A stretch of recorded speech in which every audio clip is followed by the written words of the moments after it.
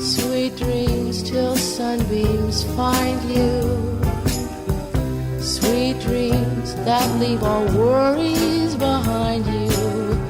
But in your dreams, whatever they be, dream a little dream of me. Good morning. You are listening to KSQD Santa Cruz, 90.7 FM, streaming live at ksqd.org. I am Catherine Bell, and this is the Dream Journal, a weekly show where we explore the healing powers of your nighttime dreams through conversations with dream experts and with you.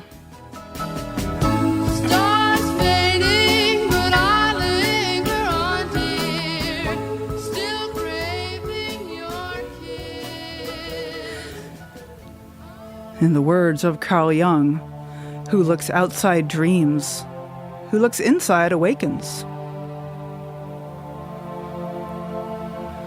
Today's music, created fresh for you by Rick Kleffel, is called Clarionify. So how do you make it like a clarion?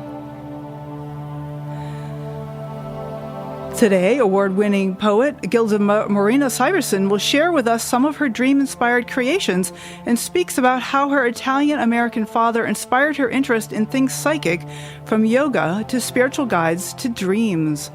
And what do potholders have to do with anything? Listen today and find out. I am Catherine Bell of Experiential Dreamwork, and welcome to the Dream Journal. The Dream Journal is also a podcast, so you can look for that on all of your regular podcast places. We have almost 3 years of archives now. You can also go to the KSQD website to find those archives. That's ksqd.org/the-dream-journal. I would really encourage you to go to the podcast places and to rate and review the show. It really helps people find it. But, even more important is just to talk to other people about the Dream Journal and use that as an opportunity for you to open up and talk about your own dreams. There is a lot of power in talking about your own dreams, and what a good opportunity. So today, call-ins will be welcome during the last 20 minutes of the show, or you can email us online anytime at onair@ksqd.org. That's ONAIR at ksqd.org. My personal dream arc, speaking of talking about your own dreams. Well, here's a dream I've been mulling over for a little while. Oh gosh, I'm kind of going back and forth. I have 2 dreams that popped up for me. Well, I'm going to take the one about the wedding dress. So there's something about a wedding dress. As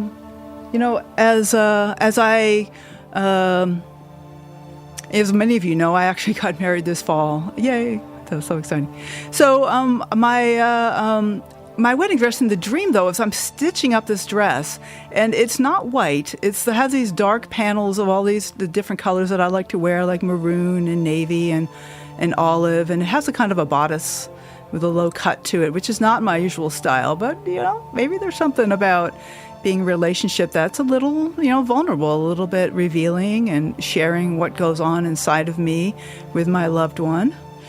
And that's very revealing. But there's another part of the dream where I am stitching onto the inside of the dress this old blanket that my husband has from his family. So it's a little bit worn. It has a few holes and tears, but it's really soft and really cozy. And in the dream, I'm stitching it to the inside of this dress. And there's something beautiful about taking on Max, my husband, and taking on all parts of him as he is. We're not spring chickens, either of us. We have our histories, and whatever age, we all have our different selves that we bring together in a relationship.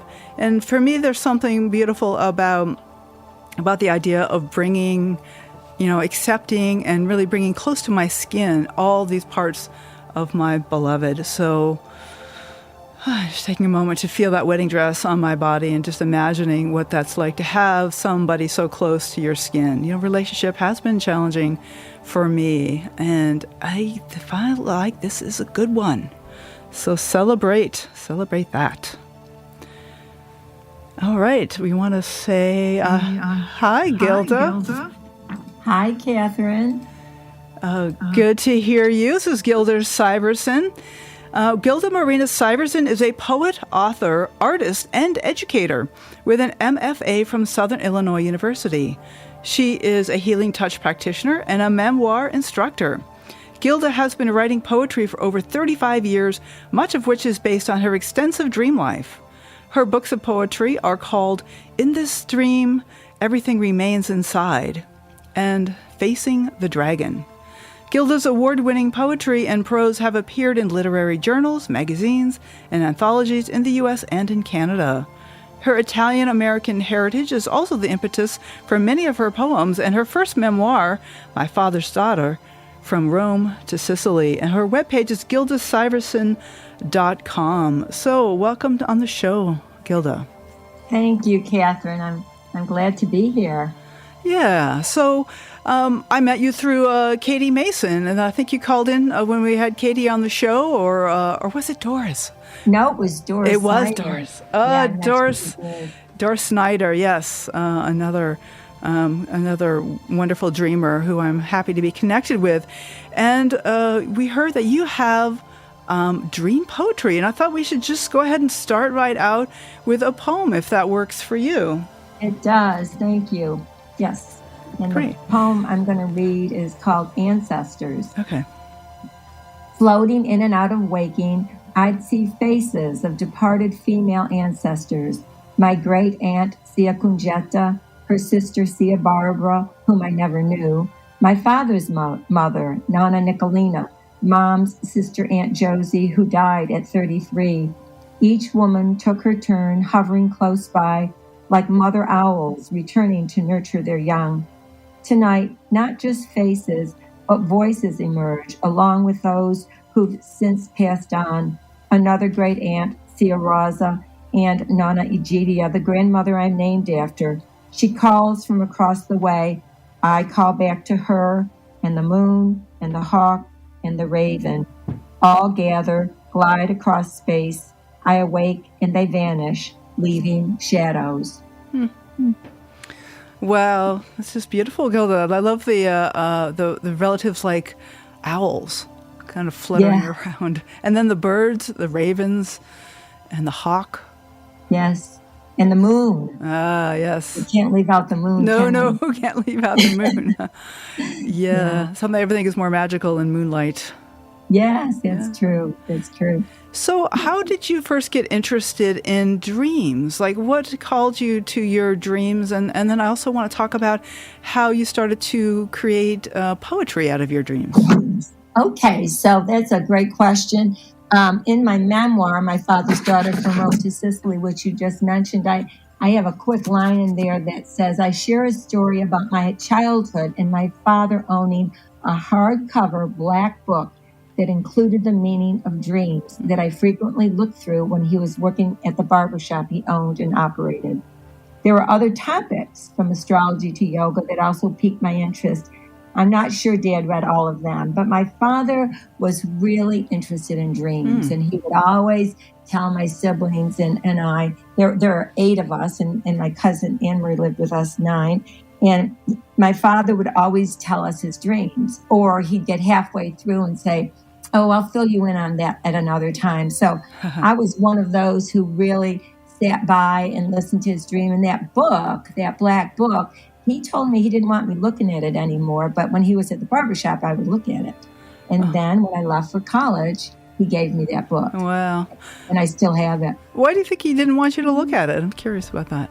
Oh, I don't know. My guess is it was, I grew up in a very Italian-American Catholic home.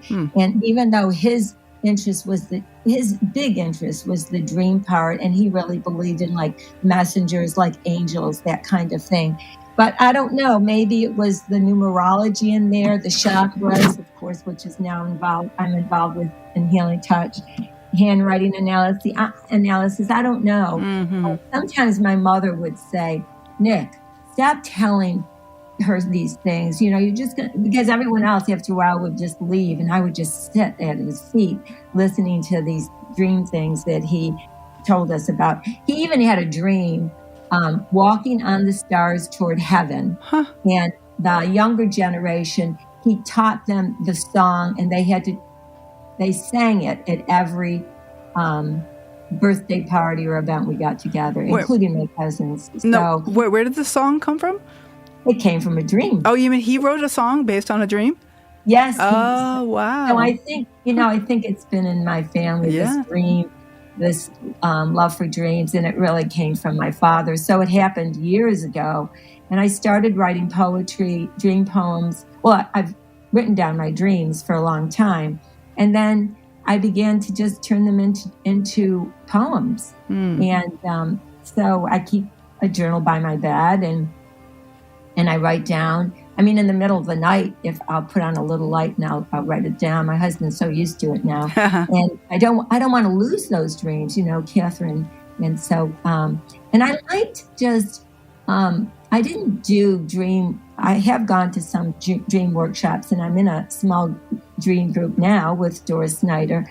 But I've always, for years, wanted to just work out what was going on through the words, because like that poem I just read, Ancestors, I edited it and, you know, worked it out over and over again. Right. So that's where it all began. Wow, I love that. And so what?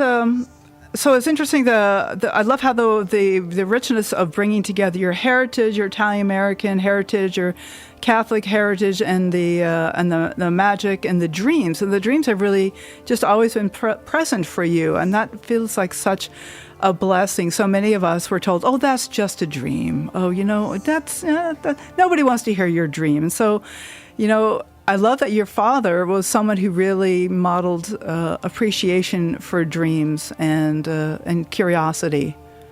Yes. And, you know, when I was first married, my husband, Stu, he'd get up and have to go to work, and I'd say, let me tell you about this dream I just had. And so he'd sit at the end of the bed, put on his shoes, and he'd say, Gilda, I'm going to be late for work. And so when I started writing them in poems, I said, I can't tell you my dream because I have to work it out in poetry. I think he was so happy. But I just think, as I know you do, that dreams are a gift. They really help. If I don't have a dream after about 2 weeks or so, I think there's something seriously wrong because I have such an avid dream life, really.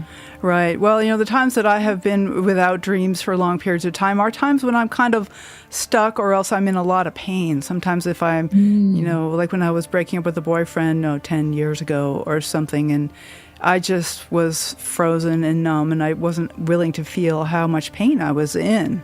And that was one of the longest times I've been without dreams since I started working with them. And it was about 3 weeks.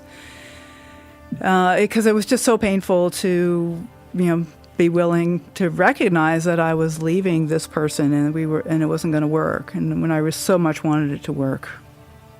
Yeah, it's good to know that, I think, and to say, you know, that it's okay if you don't have dreams for 2 or 3 weeks. And I wish I had heard that, you know, when I wasn't going through it. And, but yeah, it can be very painful. And so I can see where the dream life might disappear for a short time. Right. So there's something that, in some of you sent me, is you want to talk a little bit about spiritual guides. I wonder if we could take a moment and talk about spiritual guides. Okay. So spiritual guides. Well, you know, as I sent to you, I've been in the Healing Touch program, and I went through it a number of years ago, and there's a big support there for spiritual guides. But I think if you think about it, as a Catholic, I was raised to believe in guardian angels and you know, that kind of guide.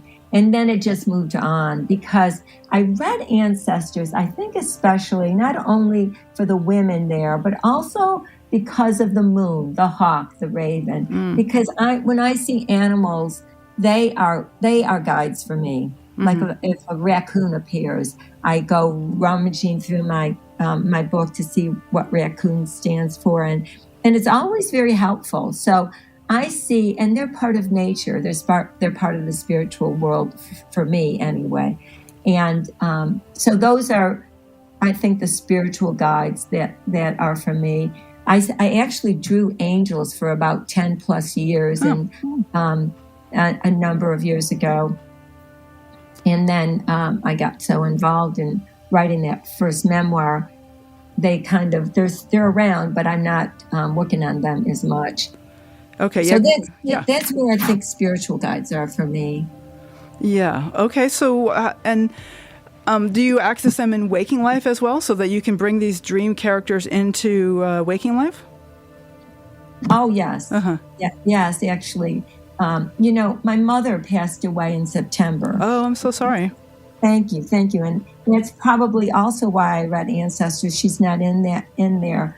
But I studied with I did a couple workshops with a woman, Jenny Yates, a Jungian analyst, and she did some, I'm here in Charlotte, North Carolina, and she did some programs, and she sent me this beautiful podcast that she did, and she talked about being able to still connect with those on the other side during the day and in the dream life, that, you could really do that.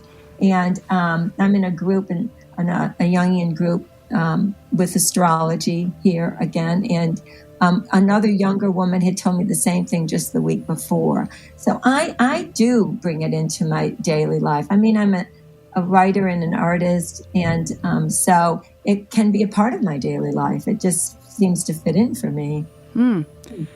Right. Well, I find that bringing the images themselves into my waking life has a way of keeping me grounded. Like the way I always start the show by sharing my current dream work, and that just bringing that image, that feels like it kind of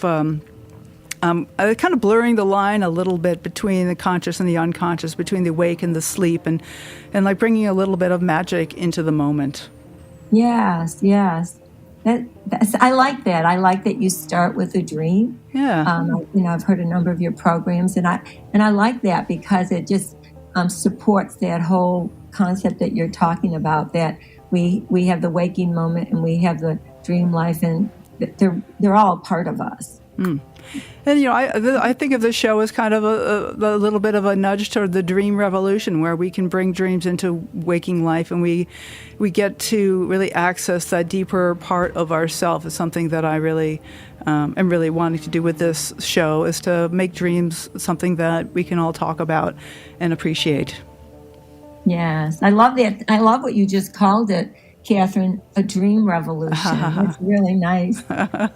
Yeah. Fabulous. So Gilda Syverson is here. My name is Catherine Bell. You are listening to The Dream Journal, and I'm going to play a short clip from a piece of music by a band called Iron and Wine, and the song is called Call It Dreaming, and you are listening to K-Squid 90.7 FM, streaming live at ksqd.org.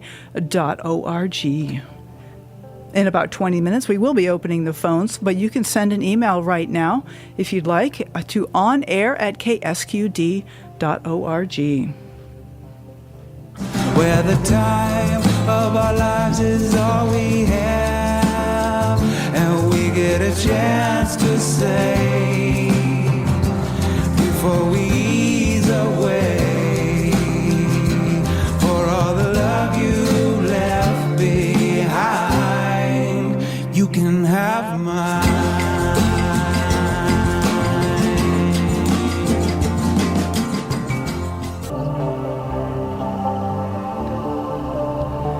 Oh, this is the Dream Journal. My name is Catherine Bell. We are speaking today to Gilda Morina Syverson. And this is the Squid, 90.7 FM, streaming live at ksqd.org. And I am your host, Catherine Bell. So we are going to take emails at onair@ksqd.org in about 20 minutes, 15 or 20 minutes. We'll be taking phone calls. I'll just give you the number to jot down now if you like. It's 831-900-5773. And the topic today is dreams and poetry. So welcome back, Gilda. Thank you. Yes. So I wonder, should we want to just start out with another dream poem? Sure. Okay. Sure, I'd love to. This poem, the title is The Night Before Intervention Day to Save Our Brother's Life. And Catherine, this poem came from my sister Bridget. Oh, wow. My sister Bridget's dream. Sisters appear out of mist, our bodies, hands and feet covered in gray. Only we can see each other peering beneath hooded cloaks. I look at Bridget, hold my finger to mouth, whisper, shh. We ghost through hospital corridors on a mission to release our brother from one bed, transfer him to another across the river. Scattering in different directions, we forge through steel equipment, brick walls, closed doors, move in and out of ERs, ICUs, records, the ambulance department, arrange a transport. Dawn, we reconvene around our brother's bed, hold our hands above his heart, step away. 4 float out the door. Bridget and I hold back. I turn right. She left. We reunite. We reunite near the nurse's station for one final check. She glares at me from across the corridor, raises her eyebrows in concern. Let's go, I say. It's done. Smile, that grin we inherited from our father. I love that common inheritance, and I'm really fascinated that you wrote this dream about a poem from somebody else.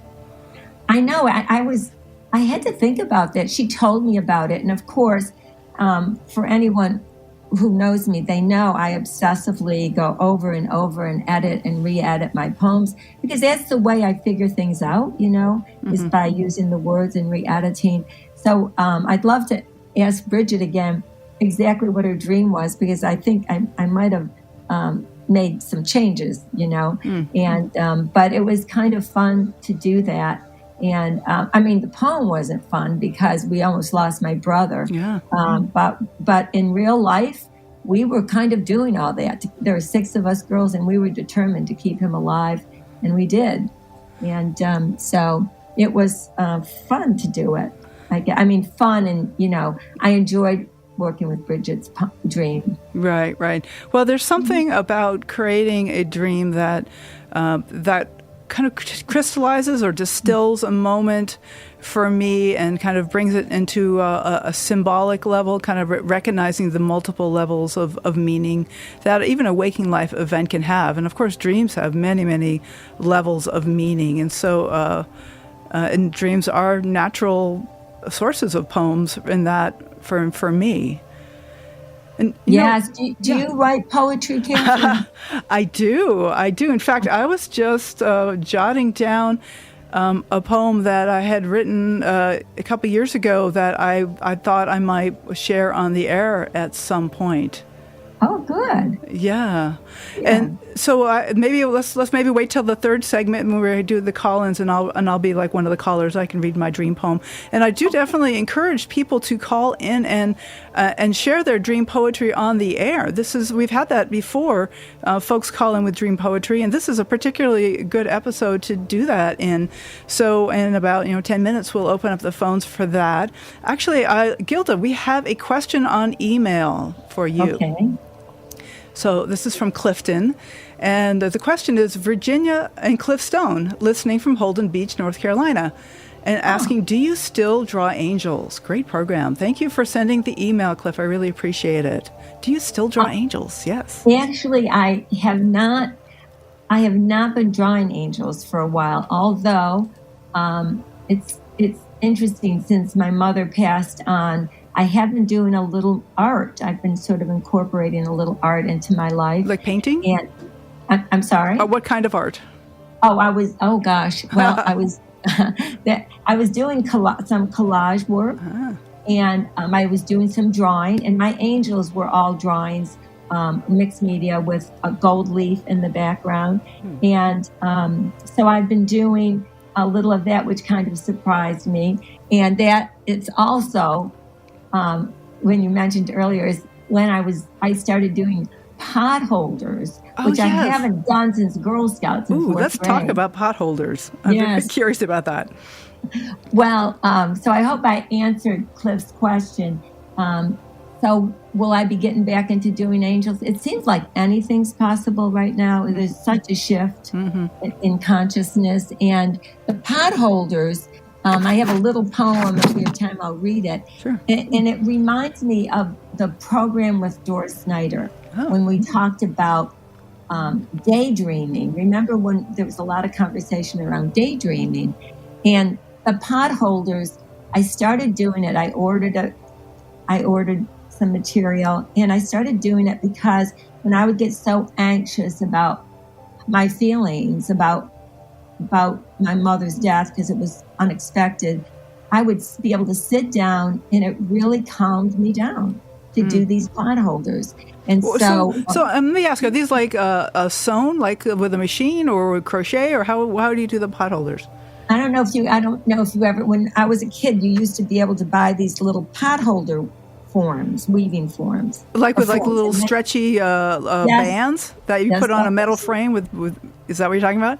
Yes. And then I went and bought a bigger one, which is made of wood and nails that somebody makes. And it just relaxed me. And I was surprised myself that I was doing that. So I kind of think of it as a kind of creative craft. Absolutely. Well, it's all about colors. I mean, that's the thing, is choosing the colors and laying out the colors and how do they look next to each other. I actually recently went to a exhibit in San Jose, which I believe is now over, called Beyond Van Gogh, where they, which is an amazing experience of being in a huge room with Van Gogh images on all four walls and the floor, and just being able to walk around these posts in the middle of the floor and screens, and just this being totally saturated with the images of Van Gogh, and very dreamy, very dreamlike experience with one image flowing to the other, and colors. It's all about the colors. Yes, it's all about that. And, we had that here too. And I remember early on in my art life, because I've been involved since high school, I loved Van Gogh. So that's me too. Brought him up, yeah. Yep. So the potholders. So you had a dream about potholders. You've been making potholders. Tell me some more. More. Well, the potholders, it's a small poem. Would you like me to read it? Sure, that'd be great. It's a very recent poem, and I'm in this fabulous poetry group, and so they've heard this and kind of helped me with it. And potholders, all I want to do is stretch colored loops over each nail, the warp, the weft, the repetition of hues, and deciding what to do while moving above and below each coil. One, then another, yet another, grounds me across current winds of unrest, while weaving each hoop up and over, around and around, circle outside edges, finish each side, attach a final loop, start again. It's like a meditation. Like I'm imagining moving the hands and weaving the loops under and over and under and over and attaching to the nails. Exactly. Yeah. Yes, you really got that. Thank you. Yeah. Wow. And so, how does that tie in with dreams? Do you do you kind of bring in dream images as you're weaving the potholders, or? I think for me it was a form of daydreaming. Yes. I never thought. I'm a big daydreamer, and when I remember, actually, it was probably that same fourth grade class that my mother was called in and said, she's a dreamer. And so I was so excited when my first book was, the first book that I wrote had dream on the title, In This Dream, because they saw it as something was wrong, whereas we all know there's something right. So I see that as more of like a daydream. Oh. And Yeah, why don't you talk to us a little about daydreams? I know Doris Snyder talks a lot about daydreams. We had her on the show. I'll put a link to that show in the show notes. But what are daydreams to you? And this is some way that perhaps we can kind of blur the lines between waking and sleeping and get more in touch with our intuition. But how do you see daydreams, and what's the benefits of them, and how do you use them? Well, for me, I use it creatively, of course. And I think in some ways, even when I go back into my writing and I am critiquing or editing my writing, I'm like in this daydream state, and I'm in this creative state. So I think for me, daydreaming is my creative life, actually. And if something comes up, I make sure, like say I'm in the middle of cooking something, which of course I make it as a creative project as well, but I'll jot things down, I'll jot thoughts down. And I think that daydreaming for me, I think if you think about it, Catherine, isn't it kind of like that connection between the other side and the world we live in? In a way, daydreaming provides that. I don't know what you think about that. Oh, I agree. I think maybe I'd be interested to see, funny how I go to the brain. I'm pretty interested to see like fMRI studies of daydreaming. Like people daydream, are they much closer to a dreaming state? Are they like accessing more of their deep kind of subconscious self, the parts of themselves that are often drowned out by the noise and clatter of that darn prefrontal cortex, which has so much to say, so many opinions and judgments. Oh, yeah. Getting away from those opinions and judgments, and if we can just dream and let go, it's almost is there a connection here between meditation and daydreaming? Yes, I think there must be. I meditate every morning. Now it took me a while to find my own comfortable way of doing it, but I have found my own process. But I think there's a big connection between daydreaming and meditation.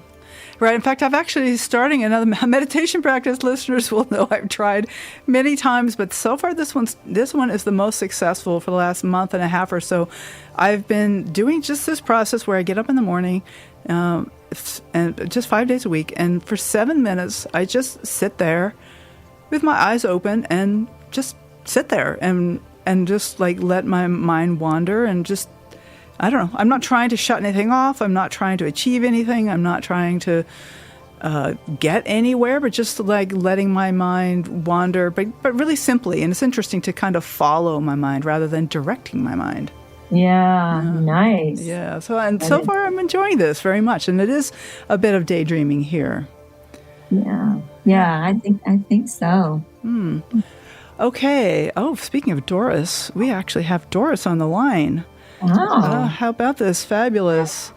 Doris, let me say hello, since you are a special caller, we've been talking about you this whole hour. We should definitely let you say hello. Hi. Hi. Doris. Hi, Catherine. Hi, Gilda. Hi, Doris. Great to hear your voice. I had to call in because Gilda is someone that I had the pleasure of working with on memoir writing, and she is an amazing spirit guide. And You're very kind. Thank you, Doris. Oh, absolutely, Gilda. You are gifted, truly gifted. I have a question, and it's kind of piggybacking with a question from Clifton about drawing angels, and it just stood out for me and what you were talking about in terms of, can you share what angels and that process of drawing them? Did they channel through you, or how did you do that? If you could elaborate more on that, Gilda, I'd love to hear that. Well, I almost feel like the angels are saying, okay, remind her of the angels.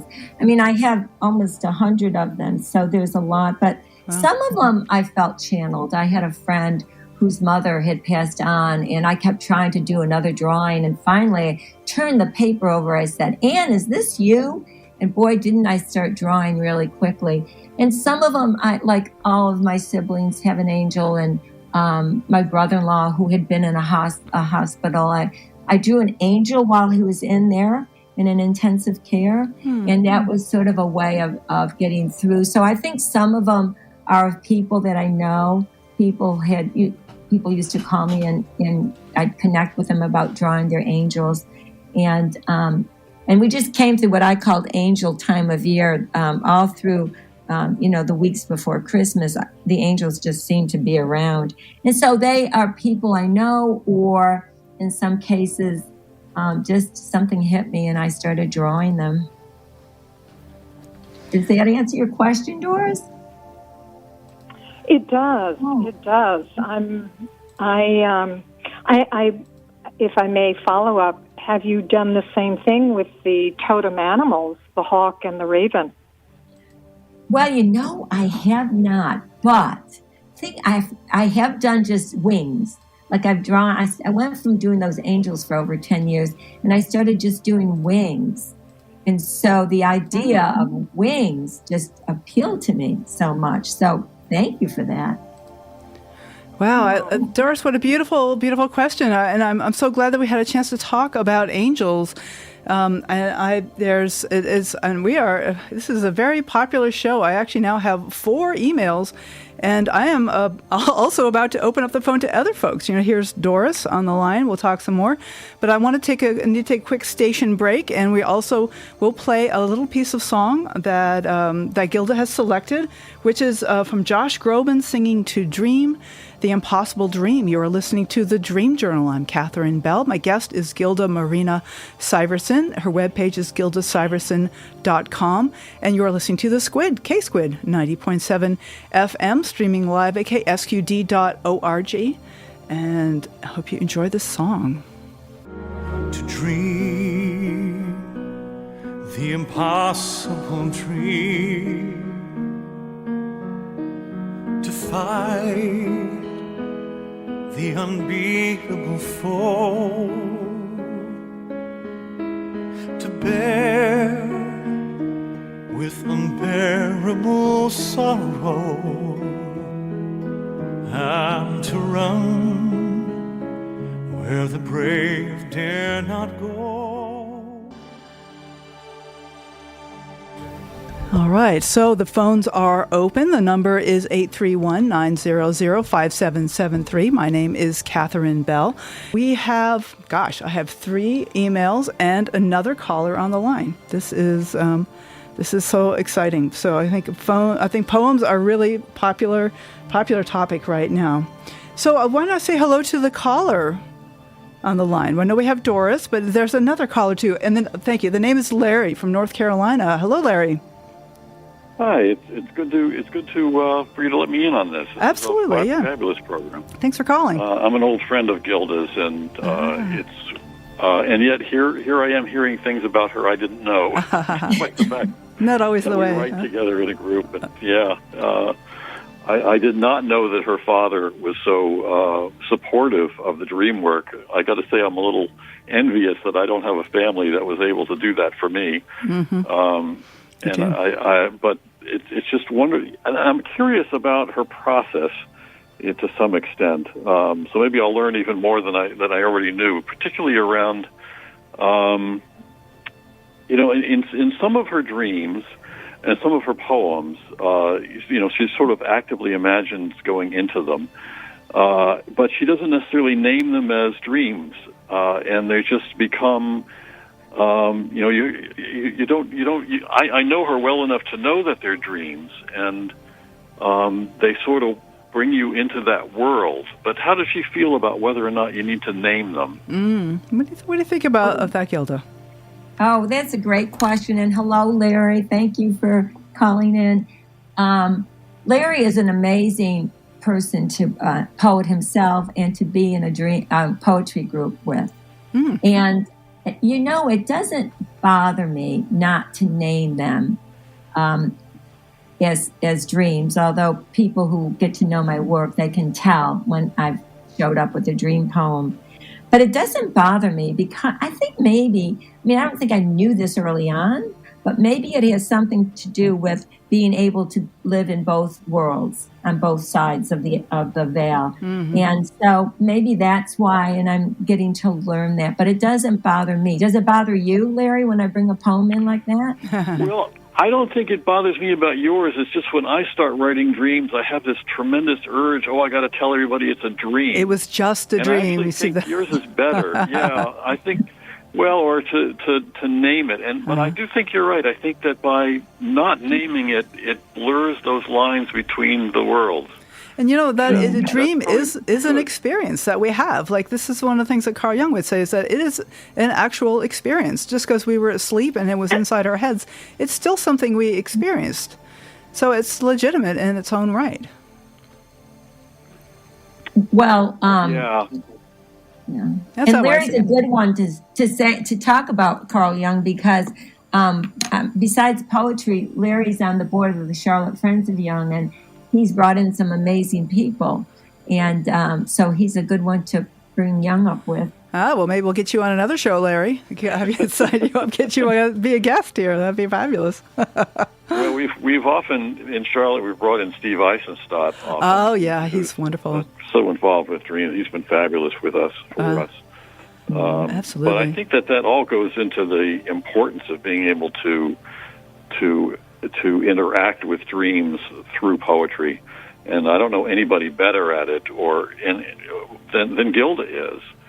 And I didn't realize how much her father was helpful in that aspect.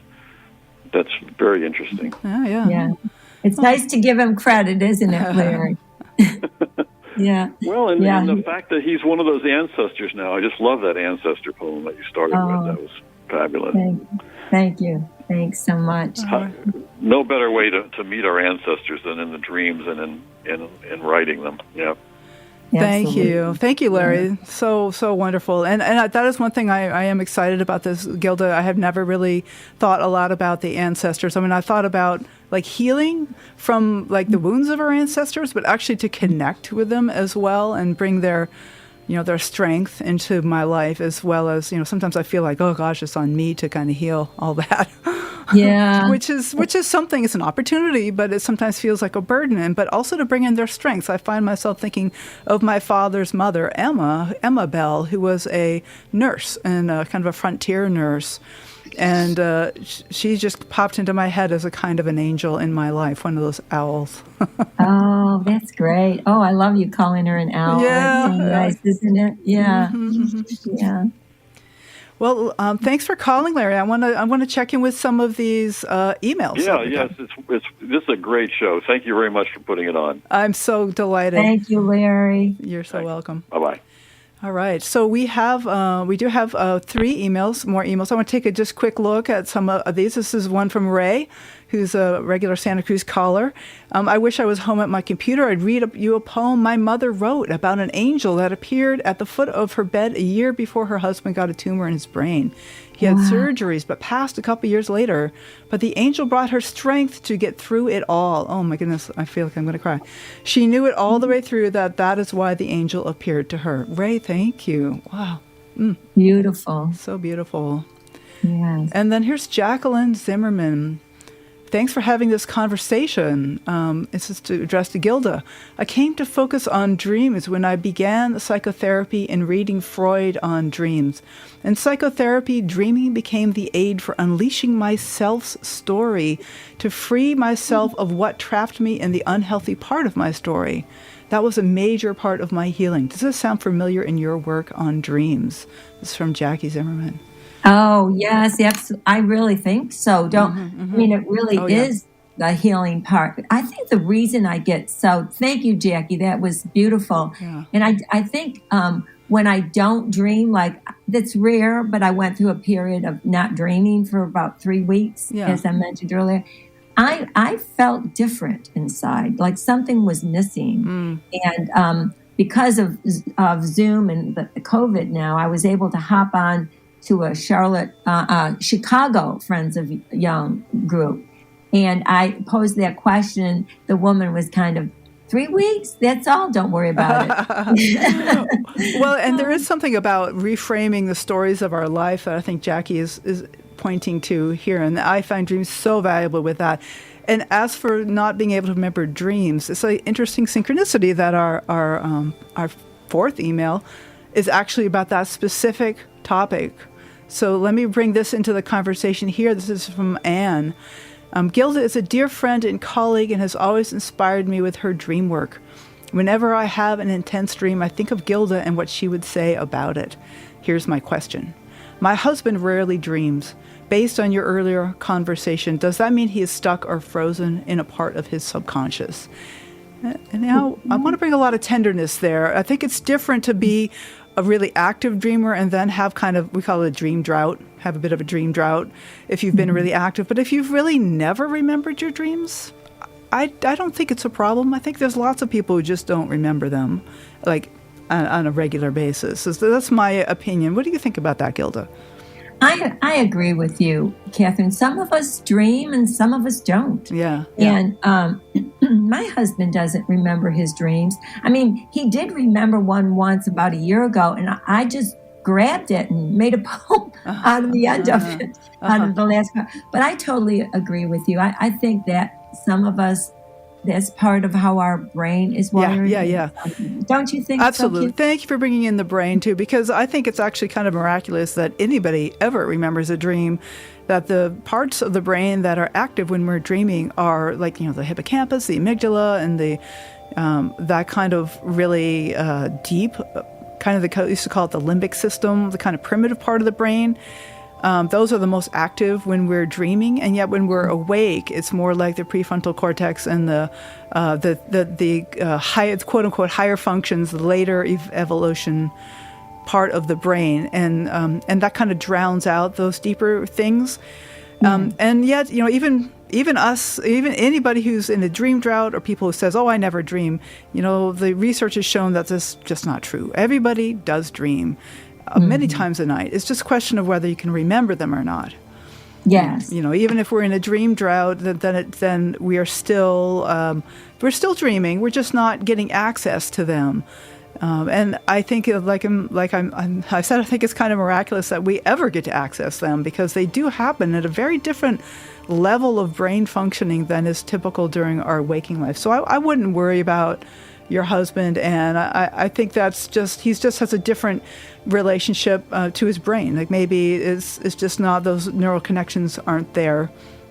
But she says he rarely dreams, not never.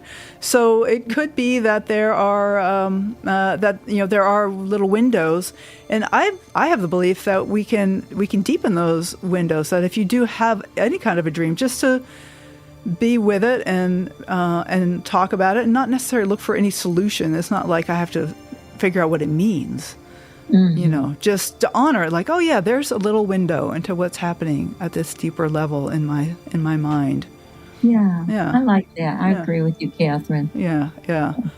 So I think there are definitely people who Anne sent a reply. She sent a reply to what we're saying. So great to have this interactive email here. She says, "So interesting. Thank you. My husband is also very logical. LOL." And, I don't know. There could be a study about that. Like, do people who are more logical and kind of the thinking function as opposed to the feeling function, are they less likely to remember their dreams? Maybe so. I mean, I was certainly a very logical person for a while. I thought I was anyway. Maybe I never was. I just thought that's just part of my story that I had to shift. But I do wonder. So, but I don't think it's anything to worry about. Yeah, good. I agree with you. Yeah. So I wonder if this is time for me to read my dream. I was wondering the exact same thing. Okay. We must have been on the same wavelength. Yeah, I think so. We've got a lot of synchronicity going on today. This is great. Yeah. Good. So this is a dream that I wrote when I was first getting started with a dream. That's funny. I called it it's a poem that I wrote about a dream that I had explored. I'd explored this dream at a retreat when I was first getting really intensive in dream work in the early 2000s. And I just had this really powerful experience at a retreat. And as I flew back on the airplane, I wrote this poem, and I may not have it exactly word perfect, but it's pretty close. And just kind of opening up to what's happening inside me. And this poem is called Glimmer. Bathed now in the golden light that shines beyond the wall, Grace is standing, arms outstretched, her face a silent call. Perhaps tomorrow fear returns with loneliness and rage. Love seems distant, hope obscure, and self-hate sets the stage. But in this moment, love is here. For now, I take my part. This precious moment, stay with me, a glimmer in my heart. Oh, that is beautiful, Catherine. I love the rhythm that you've created in the chant. It's really lovely. Yeah, I find that the rhythm is something that really speaks to me in poetry that I create. And yeah, thank you. And I'm also remembering that Doris is still on the line. Are you still there, Doris? I am. Yes, fabulous. Good. Yeah, no, I'm so glad to have you here on the line. And just reading that poem kind of melts me and brings me to a place of where the door was open, like that I had that kind of shut feeling of a wall kind of closing me off from myself. And in this dream, there was like an opening, and this woman named Grace was there, and just the golden light poured out, and it just felt like such an opening. Beautiful. Absolutely beautiful, Catherine. Thank you, Doris. So, Doris, I'm curious, do you ever write poetry around your dreams? Actually, when I was younger, I did, and it always had to do with art. Oh, interesting. Huh. Say more about that. What do you mean? Certain images seem dreamlike to me. Certain works of art seem dreamlike, like you were talking about with Van Gogh. And so they inspired me back in college days to do haiku for a while and then poems. Right. There's something about the creative state that I think it kind of accesses that deeper part of my brain, if you like, or your soul, if you prefer. I don't think there's any difference there. That it kind of accesses that dream place, whether it's painting or poetry or daydreaming or meditation even. Maybe these are all different ways to get access to the deeper parts of who we are. Oh, I love that. Yeah. Catherine, the accessing of the soul. Yeah. And you gave so many ways of doing that. Didn't you think so, Doris? Oh, absolutely. Absolutely. Yeah. All right. Yeah. Well, thanks so much for calling, Doris, and I will talk to you soon, I'm sure. I look forward to it. Okay. Thank you, Gilda. This was an amazing program. Oh, thank you Yes. very much, Doris, and thank you for introducing me to Catherine. I love it, the old girl network. Yeah, don't you love it? Yeah. Okay, so Gilda, this is Gilda Morina Syverson. Webpage is gildasyverson.com. And I wonder, can you tell our listeners how they can get in touch with you? Okay, well, if you go to my webpage, gildasyverson.com, there's a contact up there. And so you can just click on the contact and send me an email, and I will get it. So that's I think probably the best way to get in touch with me. And Fabulous. I think that would be the best way. Okay, great. I wonder if you have any final thoughts that you would like to share, any final words of encouragement for the listeners? Oh my gosh, I just always tell people. One of my sisters said I had this dream, and we have this a text with all my siblings on it, and I said write it down, and someone else wrote, well, what did you expect Gilda to say? So I just say, just keep something by the side of your bed and just to write it down, and don't worry about where it goes. I mean, I tell my classes, just write it and don't worry about it. You don't worry about spelling. All you English teachers probably want to learn that. You can do that later. You can fix it, but just get it down. And I think especially, we're living in a changing world. And so if you get these hits, you don't want to lose them. Yes. And so I encourage people to write down their dreams. They may not end up as poetry. Everyone doesn't do poetry. I teach both poetry and memoir. And so some people like do better with prose, or just keep a journal. Well, you mentioned teaching too. Can we find out about teaching events on your webpage as well? Your classes you have coming? Can find out about teaching on the webpage, and I'm going to be doing a couple of workshops this year in February. I'm doing one for up at Well of Mercy for the inclusion community. And then we're working on another one late. It's a retreat center, which is only 50 miles north of me. It's a wonderful place.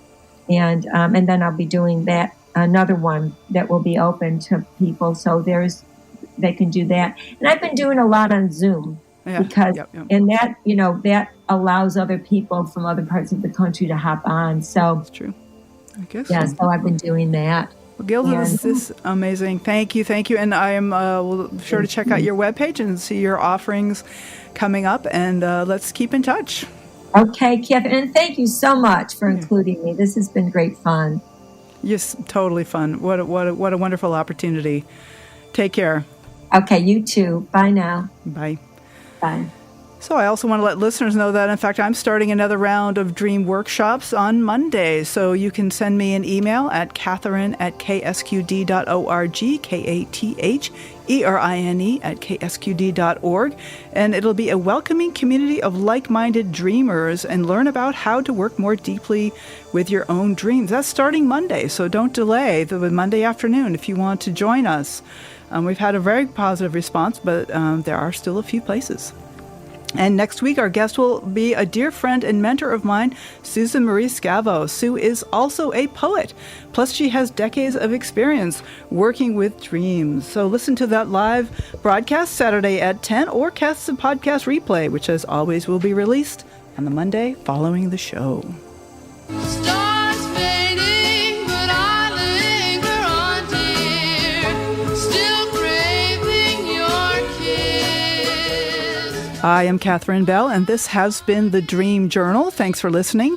You can find out more about my dream coaching practice at experientialdreamwork.com, and you can email me at Catherine@ksqd.org. That's Katherini@ksqd.org. If you have a dream you're curious about, please contact me so I can sign you up for a free introductory dream consultation. I'd like to thank my music creator, Rick Kleffel, and the phone jockey, Tony Russimano, and thank all the donors who support this station. We are volunteer run, and if you'd like to throw a few dollars our way, go to ksqd.org and tell them you are a Dream Journal listener.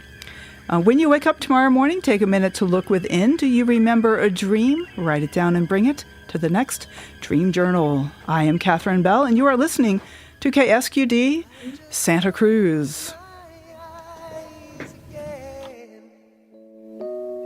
Climbed aboard the Dreamweaver train.